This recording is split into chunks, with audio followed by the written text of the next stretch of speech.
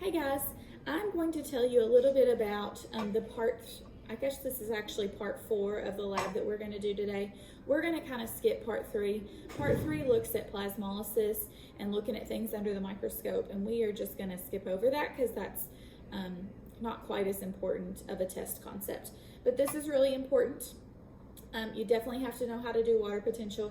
You have to understand these concepts about osmosis and diffusion. So in this last part of the lab, I have a rainbow over here of solutions. I have 6 different solutions: blue, green, red, yellow, orange, and pink or purple, whatever you want to call it.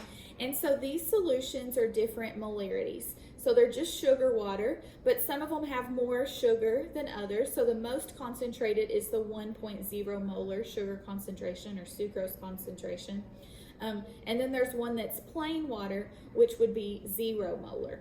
And so I've got 0 molar, 0.2 molar, 0.4, 0.6, 0.8, and 1.0 molar sucrose solutions here. And what we are going to do, or what I'm going to do rather in this lab, is I'm going to take a fruit or a vegetable. Usually we like to use carrots or potatoes or apples. Just little slices. Well, like a carrot, we would use a whole baby carrot. A potato, or an apple, we would just use a core, a small piece of it. And I'm going to take the mass.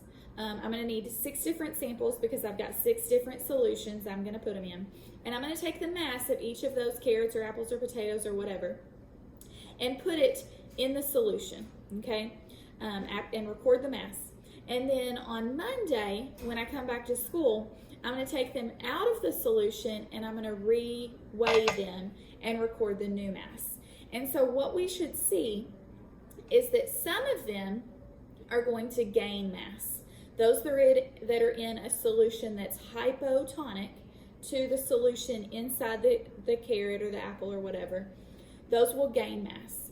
The ones that are hypertonic will lose mass.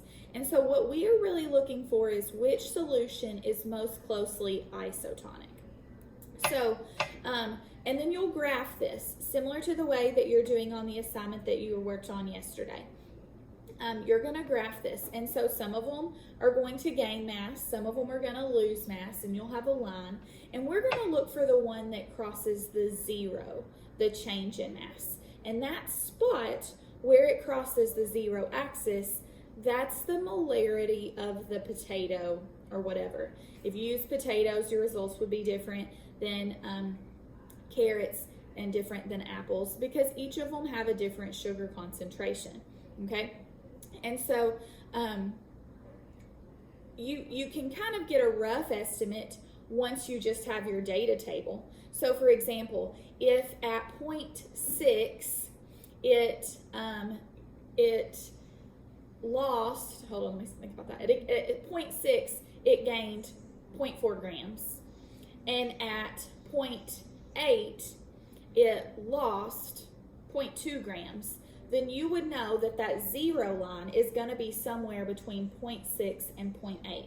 You can get a range that way. But then if you actually graph it on graph paper or in Google Sheets or something like that, then you can get a more precise actual number, the intercept, and know the exact molarity of the solution based on our data. So that's what we're going to work on. You'll also do a water potential calculation with it. I'll come back next week and explain a little bit more about the calculations and the different things that we're going to do with these. But really what we're focusing on is looking at the change in solutions and identifying what is the molarity of our fruit or vegetable that we're using. And also then what you're going to do is put these solutions in order based on their molarity. So the lowest molarity solution, 0, should gain the most mass, okay? The highest molarity solution, 1 molar, should lose the most mass, okay?